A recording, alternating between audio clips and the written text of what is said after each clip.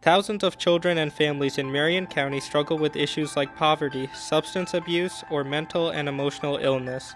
Many local services exist to help families in crisis, but families often don't know about these services or can't get to them.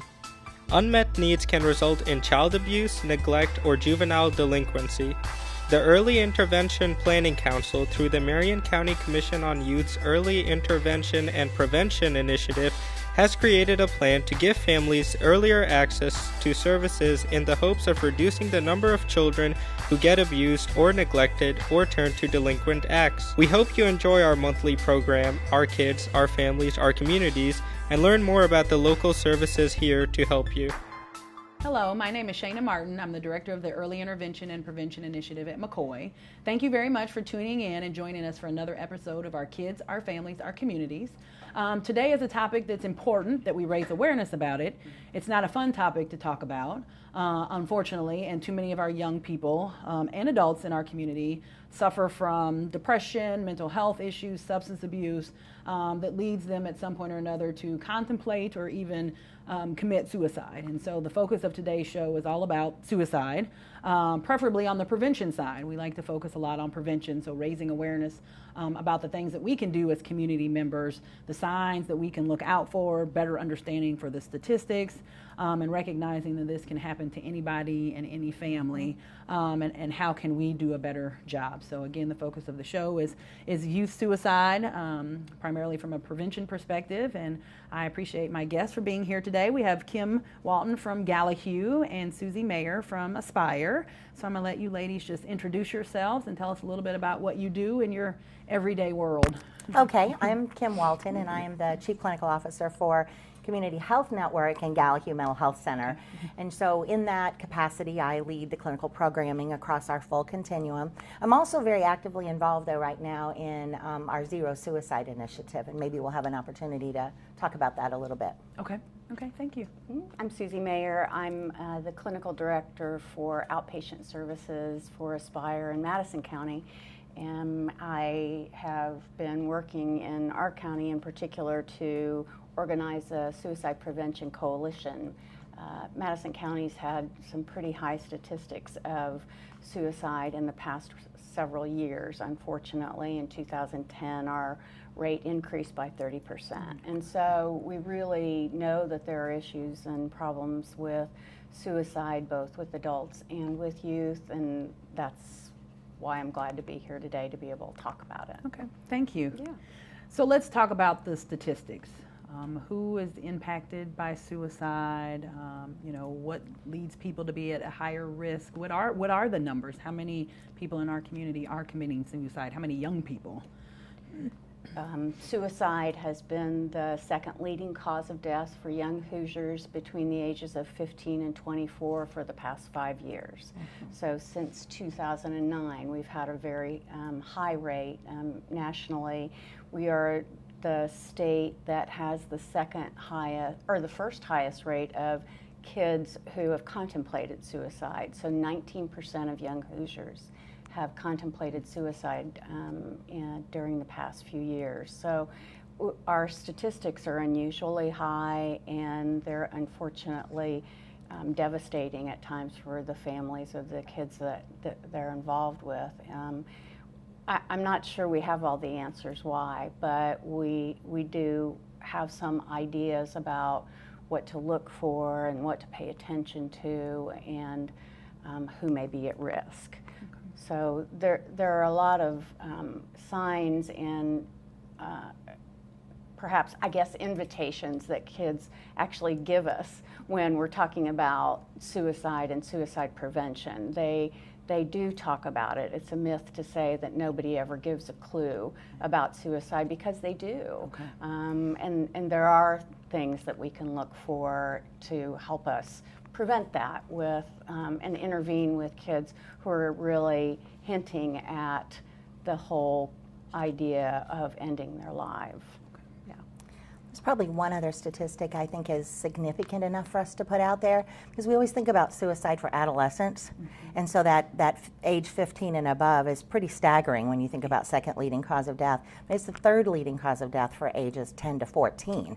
And I don't think we always think about a 10-year-old or an 11-year-old or a 12-year-old actually thinking about suicide or actually making a plan and following through on that. So I think that leads to our need to focus on prevention and early intervention earlier rather than waiting until adolescence. Wow. So what are some of the warning signs? How would a parent know, or a friend of one of these children know, if somebody's contemplating suicide?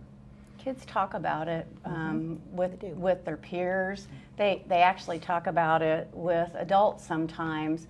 It's up to us to have our ears open, though, when we're listening to them. They may say words like they feel trapped, or if you hear somebody talk about feeling really isolated and alone or hopeless, their behaviors may change. There may be drug use involved. There may be just some really big changes overall in their behavior. But I mean, I think isolation is a big one when kids feel isolated. In particular, the kids who are LGBT will often feel very isolated, very trapped and alone. Sorry, LGBT, the lesbian, gay, bisexual, transgender community. Okay. So when somebody's growing up and that begins to be a part of their awareness for themselves, it can be very difficult for them to talk about it if they don't feel accepted or they feel isolated and alone. So those feelings of hopelessness can often lead to anyone contemplating suicide, and if they don't have somebody to talk to or somebody that will listen to them, or if they feel too much shame about sharing that information with someone, that can really lead to a dangerous situation for them. Okay. I think some of the signs and symptoms, so to speak, can be very subtle. And so if you don't ask questions, you may miss them. For example, youth that write stories about death a lot. That does not necessarily mean that they're suicidal, but if we don't ask, we won't know. Questions about how people die from suicide. Worked with a young lady who said, when she was really making her plan, she was asking questions like, how many pills does it take for somebody to die? And luckily for that young lady, there was somebody who was very concerned about that question and got her to an adult at school who provided help. But had they missed that question, then they might have missed an opportunity to intervene. So sometimes I think they're kind of subtle. We hear a lot about giving away their possessions, my CD collection, my iPod, my iPad, my favorite thing is giving those away. Those are big red flags, obviously, but not everybody does that. Okay. I'm sorry, my head, you start to think about this, and when you have children at home, you think about all the things that they say and do. What should a friend do? I mean, you've kind of alluded to that. So what are some of the right questions to ask, or do you tell an adult, and how do you know when you should and when you shouldn't, or at what point, or how many questions you should be asking or not? As a peer, and we've spent a lot of time within our organization listening to young people and trying to learn from that lived experience. It's been a long time since I was an adolescent, and life has changed quite a lot in terms of what it's like to be an adolescent today. So what we've been listening for is what do you guys want us to know? What do you want the adults around you to know? And a lot of the young people that we've done some work with have said things like, if we make statements, ask us about it. Okay. It's not the myth, and we were talking about myths a few minutes ago, the myth that if you ask about suicide, you might push somebody to think about that more, or to actually take action on it. Totally a myth, completely a myth. But it's still out there. I mean, it's definitely still prevalent, particularly in schools. So having adults that are open and ask, having peers who are not afraid to speak up and say, I'm worried about Susan. Yeah. I'm worried about her. She's doing A, B, or C, and not feeling like I'm ratting her out Yes, the friend might be really angry right then, but in the long run, you really might be the person who saves a life by taking that information forward and just expressing your concerns so that an adult then can help intervene. I think, as we learn more about youth suicide, we find out that it's a secret that nobody gets to keep. Right. We don't want to make that a secret that someone is talking to them about suicide. So I wouldn't want any young person or adult to ever be held to that secret. That's just not one we want to let go. I have had some great training in suicide prevention. And one of the models that we endorsed in our county is QPR, question, persuade, respond. And so what that is an evidence-based model that we want to roll out to educate anybody in any community about what they can do when they think somebody may be contemplating suicide.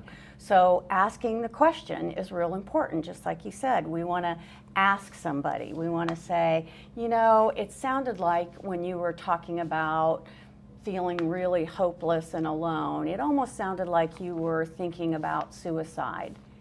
Is that right? So being right out there, because Kim couldn't be more right, that it's a myth. I've found that kids want to talk about it. They feel relieved that somebody's finally asked them the question, because it's a secret they're keeping oftentimes, or at least they may think they're keeping the secret. But I think there are those clues, like you said, that get right thrown out there.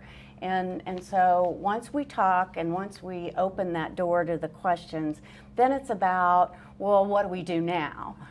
QPR, that question, persuade, respond, is just like CPR in a way that when you do CPR with somebody, you're not going to be the person that's doing heart surgery on them afterwards. You're just going to get them to the next right place. Right? You're going to get them to a hospital, you get them to a doctor, you get them to the ambulance. Well, QPR is sort of similar in that way. We're going to help that person open the door, we'll begin to respond to what it is that they need, and then get them connected to the next right thing for them. So we don't leave them just hanging with that feeling and that question and all that information. We want to get them to the next right place, and that may be a counselor, that may be their parent, it may be a trusted adult in their life, that it may be a teacher, it may be somebody at least that we can connect them with. It may be the suicide prevention hotline that is always available. So there are lots of resources that we can connect people to where they don't feel threatened, they don't feel that crazy, it's not being crazy, they don't feel that way anymore and feel like they can go somewhere. They can go to the hospital, they can be taken care of. So all of that is part of the process. Good. What role does social media play in youth suicide?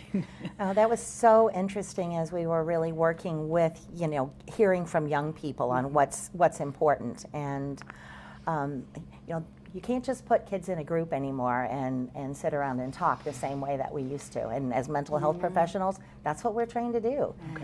Social media is huge. I've done crisis intervention locally and nationally for many, many years. And we used to be able to plan when a suicide happened, say in a school. And we would be able to plan and go in and provide some crisis intervention and supports immediately afterwards. And we could go in there before everybody knew. That is no longer the situation. Kids are so connected through social media, whether it's Twitter or Facebook or texting, that the minute that something bad happens, it's out there. It's all over the place. So it has some negative impact, but it also has a lot of positive impact. But, personally, I've been involved in at least one situation where somebody shared a text message that a friend had written, basically a goodbye. But it was taken seriously, gotten to an adult, and an intervention was able to happen. So good and bad. It's also a phenomenal way to educate young people about the concerns, ask the questions, who can you talk to, places to go, hotline numbers, things to look for. So it's amazing right now what's going on with it. Okay. Yeah, there was an awful lot of information out there just like that when Robin Williams died. Absolutely. Good example. It was astounding how quick that got out there. And some people felt like that may have glamorized the whole idea of suicide. I think the fact that we're talking about suicide as a real event now is so, it's out there now. It's not something that families hide or have to hide. They don't have to do that anymore. And that's what it used to be like. It was a secret and you didn't talk about it. But now those things are out in the public arena and we can talk about it. His death had a huge impact on social media. It had a huge impact on the suicide hotlines. Calls went up, I don't know, huge percentages. They, you know, the calls went up, so that's great. I mean, if somebody's feeling as if they want to end their own life, then I want them to make that call to the hotline. So, you know, I want kids to have that kind of information and know that there are a lot of resources out there, because really suicide is preventable, and it's everybody's business. Yeah. That's how we look at it. It should be everybody's business. So it's a moment in time where we know that we can reach out and talk to somebody about how are you doing, and really connect with them for that time. So social media is huge right now. Okay. Yeah. What role does childhood trauma play in suicide, or does it increase the risks of suicide? Because again, this show is kind of focused on the prevention of child abuse and neglect and delinquency, and we often talk about what happens to children in homes that are not safe for them. Right. Has lifelong impacts for all of us as a community. Yeah. You know, you've been very active in the Marion County System of Care Collaborative, so you know that a lot of our focus locally has been on how do we become a more trauma-informed community. So, you know, what we've learned through all of that work is that trauma does increase the possibility of suicide, but you certainly would not want to sit here and say that every person who has experienced trauma is at some point in their life going to have suicidal thoughts, because that doesn't happen. There are resiliency factors in kids, there are protective factors, there are things that we can put in place. But when you have trauma that is not talked about and that has not been dealt with in any way, that definitely is going to increase the risk factors. Okay. So do we have youth that have experienced trauma at a young age, particularly, who have a caring family, or who have one caring adult in their life? Because a lot of the research really does show that, you know, it's any caring adult. It can be the therapist that they see, it can be a school nurse, it can be a guidance counselor, it can be a youth pastor, but having that one person that they connect with makes such a huge difference. And then the second piece that's very, very high in the research in terms of protective factors is a belief in a higher power, whatever that looks like for you. Okay. And it can look different for everybody, but that belief in something bigger than me is really, really important. And so those are things we look for and we watch for, particularly in youth that we know have experienced trauma. Okay.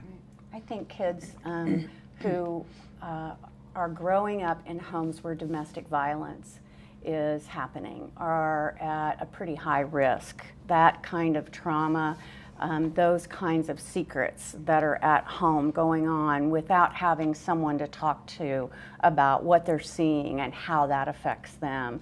So I think we've found that when there is domestic violence in the home, when there's a lot of violence that they're witnessing, that has just an amazing internal effect on them. So, you know, we want to reach out to kids who are living in that particular situation, especially, and help them know that there's somebody they can connect to, like Kim was saying, a trusted adult, anybody they feel like they can really connect with and have a conversation with.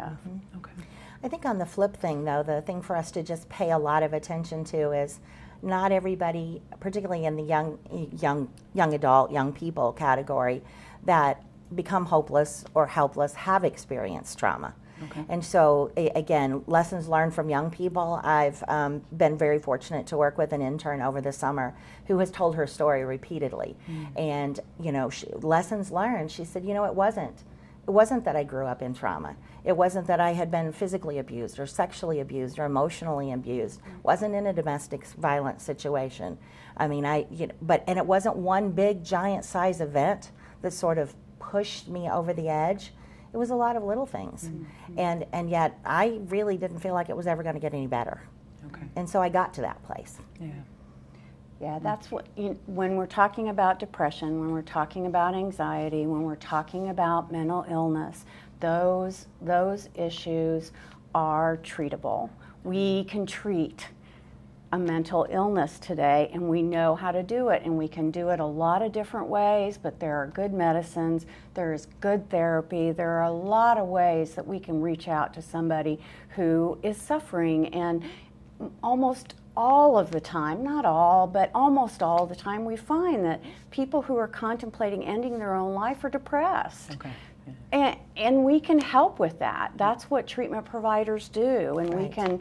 we can reach out, we can offer services, we can listen and be present for them in their community, in their home, in their school, coming to see a therapist in a group setting, in an individual setting, in a lot of different ways. But if that's not available to kids, reaching out to a church group, reaching out to something in the community that's positive, those are helpful places for them to go. Okay.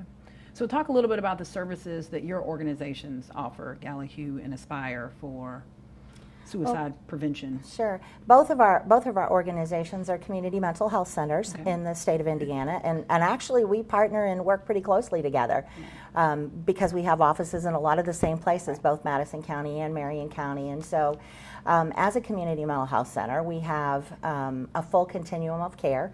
Ours are a little bit different, what we offer, but certainly that focus on prevention of suicide is very, very high in our organizations. And so Community Behavioral Health, which is part of Gallahue, or Gallahue Community Mental Health Center is part of that. We do have an inpatient unit, which for young people. And so if a young person does need to be hospitalized, we take care of that. We have that ability.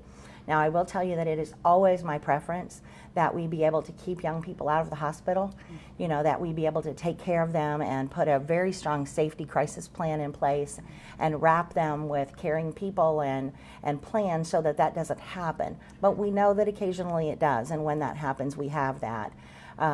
We have 24/7 crisis line that is available. We have 24/7 crisis services available. Both of our organizations have strong school-based programs, Yes. and I think that's very, very important when it comes to access for young people. You don't have to come to us anymore. We're going to you. And I think the other thing that, and again, I know it's both organizations, the other thing that we're doing is trying to connect better with medical providers, with primary care specifically, because we know that primary care providers can pick up on things early if they know and they ask the right questions. So those are just a few of the things that we offer. Our product line, Behavioral Health Services, is in the process right now of launching a Zero Suicide initiative, and it's part of a national initiative that is really taking some momentum with healthcare. As mental health providers, we're probably both in agreement. There aren't enough of us to go around, and so how do we help make suicide prevention and awareness not just a mental health thing, but a healthcare thing? Okay. And so that's where we're going with that. Okay, that's great. Yep. Aspire offers an awful lot of the exact same services. We partner together exceptionally well. It's really not about competition, it's about collaboration today. And that's so important because I think we want to be an active part of every single community that we're in. And so being in the schools with the kids, working with their parents to help them understand what's going on with their kid is, having that connection to both of them. Parent-child team meetings where everybody sits at the table and we agree on a care plan for somebody that's being seen. There's always the traditional, the outpatient groups, there's outpatient therapy. There are all kinds of ways where we can provide services either at our building, which for some kids is a safer place to be than when they're at home. So it's a good place to come, and we want to be the kind of people that are there just to listen and to reach out and help those kids and families that are struggling. We've got lots of outpatient offices. We have inpatient services, and it's just a real pleasure to work with a lot of the folks that we do because we see such a wide variety of people every day. And I don't think, I won't speak for Kim, but I know when you're in this for so long, it just becomes a part of who you are. Absolutely. Yeah, and it just is what we do. So it really is a pleasure to work with so many of the folks that we do and enjoy it. But there are crisis lines available. There are national hotlines available, and we would love for everybody to understand and know that information. We are looking towards September now with National Suicide Prevention Month. Okay. National Suicide Prevention Week is August 8th through the 14th. September. Sorry, August. September. Yeah. September. We're there. Yeah. Thanks. That's right. I skipped that month. September 8th through the 14th with National Suicide Prevention Day on September 10th. So we want everybody to take a moment and just be a light. That's what the campaign's about, is to be a light to somebody else. Yeah. That's great. So the National Suicide Prevention Lifeline. Yes. 1-800-273-8255. You got it. Also 211 can be a resource. Right. And what's Absolutely. the access line that you were referring to? At community, it's 317-621-5700. Okay. And that is 24/7. Okay. So, and all of these were the National Suicide Prevention Lifeline is 24/7, and so is 211. And I so. might mention another one that I have learned about. I'm not sure if you're familiar with the Trevor Project. Yes. You brought up the LGBT Right. community, the youth that sometimes struggle with sexual identity issues.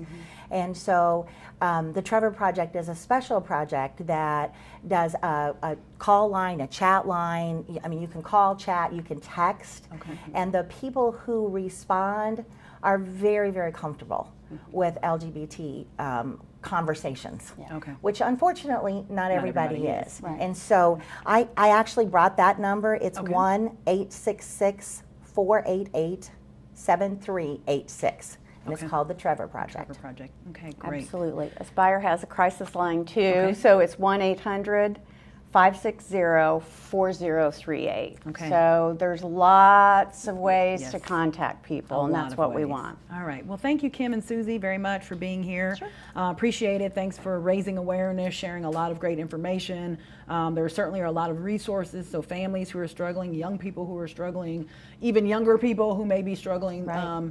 Make those phone calls and get some help. So thank you for tuning in to another episode of Our Kids, Our Families, Our Communities. Thank you very much, and look forward to seeing you next time.